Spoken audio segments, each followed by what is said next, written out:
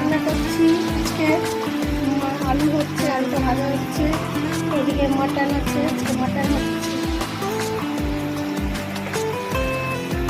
আর এদিকে এখন আলু ভাজা হচ্ছে, আলুটা লাল লাল করে ভাজা হয়ে যাবে।